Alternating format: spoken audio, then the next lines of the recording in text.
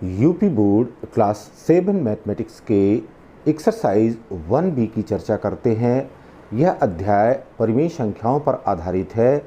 अब यहाँ पर क्वेश्चन नंबर 2 में कह रहा है कि संकेतों बराबर है और बराबर नहीं है में से चुन करके रिक्त स्थानों की पूर्ति कीजिए।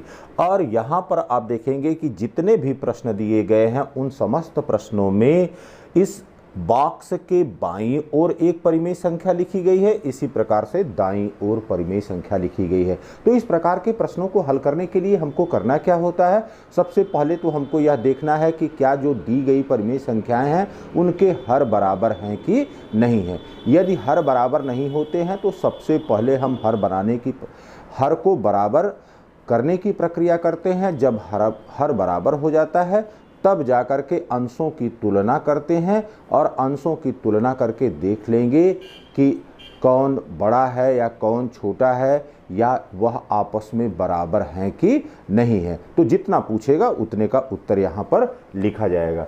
अब देखिए बाबू, पहले प्रश्न में कह रहा है क्वेश्चन नंबर 2 के क में यहाँ पर अब लिखा गया है -4/5। यह एक परिमेय संख्या है और दूसरी परिमेय संख्या क्या है, दूसरी परिमेय संख्या यहाँ पर -5/7 है। अब ये देखिए, हमने कहा कि हर को सबसे पहले देखेंगे कि हर बराबर है कि नहीं है। तो हर बराबर नहीं है तो यहाँ पर तुरंत ही दिस इम्प्लाइज दैट का निशान लगाते हुए और 5 और 7 का एलसीएम लघुत्तम समापवर्त यहाँ पर हो गया 35। हमने इसको 35 कर लिया। अब देखिए ये हो गया 5 सत्ते 35 और फिर 7 का गुणा 4 में किया गया तो यहाँ पर -4 दिया गया है तो ये हो गया 7 चौक 28, ये हो गया -28। यहाँ पर कामा लगा देंगे, ठीक है, दोनों में भिन्नता दिखाने के लिए। फिर देखिए 7 पचे 35 और यहाँ पर 5 का गुणा किया गया -5 में तो यहाँ पर हो गया -25। This implies that. अब यहाँ पर देखिए बेटा, यह एक भिन्न हो गई -28 बटे ये हो गया 35 और दूसरी भिन्न यहाँ पर हो गई -25 बटे यह 35। अब देखिए दोनों के हर बराबर हो गए, दोनों के हर बराबर हो गए। अब अंशों को देख लीजिए कि क्या बराबर हैं कि नहीं बराबर हैं। तो यहाँ पर देखिए एक में -28 मिल रहा है और एक में -25 मिल रहा है। तो इसका मतलब हो गया कि यहाँ पर -28 इज लेस देन -25 हो गया। तो यहाँ पर अब क्या चिन्ह आ जाएगा, यहाँ पर चिन्ह आ जाएगा कि यह बराबर नहीं है। बात समझ में आ गई होगी। अब यहाँ पर दूसरे के ख में देखिए, यहाँ पर दूसरे का जो ख प्रश्न दिया गया है इसमें लिख रहा है दो भिन्न यहाँ पर दी गई है 7 बटे -11 और फिर दूसरे में दिया गया है -7 बटे 11। अब यहाँ पर देखिए बाबू, अब दोनों के हरों के आंकिक मान बराबर है, केवल चिन्हों को आप परिवर्तित कर लीजिए। तो यहाँ पर अब इसको लिख सकते हैं -7 बटे 11 और दूसरी भिन्न भी -7 बटे 11 है। तो इसका मतलब है कि यहाँ पर अब देखिए हर भी बराबर हैं, अंश भी बराबर हैं और यहाँ पर क्या आ जाएगा, यहाँ पर बराबर का चिन्ह आ जाएगा। फिर यहाँ पर क्वेश्चन नंबर 2 के ग में क्या कह रहा है, -8/5। -8/5 एक भिन्न है और दूसरी भिन्न यहाँ पर है -7 बटे -4। अब देखिए बाबू ये क्या हो जाएगा, यहाँ पर देखिए -8/5 है, -8/5 है। अब यहाँ पर देखिए अंश और हर दोनों में समान चिन्ह दिया गया है तो यह कैंसिल आउट हो गया, ये हो गया 7/4 हो गया।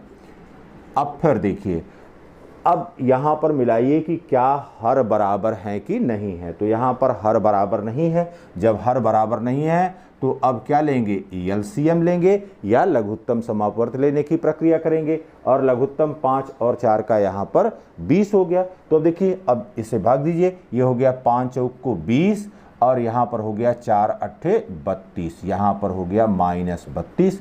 फिर देखिए, फिर 4 से भाग दीजिए, 4 पचे 20 और 5 सत्ते 35।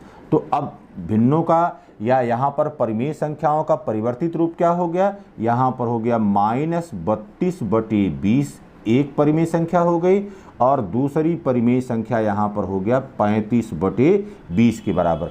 अब हर दोनों के बराबर हो गए, अंशों की तुलना करके देख लीजिए, एक में -32 है और दूसरे में +35 है। इसका मतलब है कि यह दोनों परिमेय संख्याएं बराबर नहीं होंगी। तो यहाँ पर जो चिन्ह आएगा वह लिखेंगे कि बराबर नहीं है।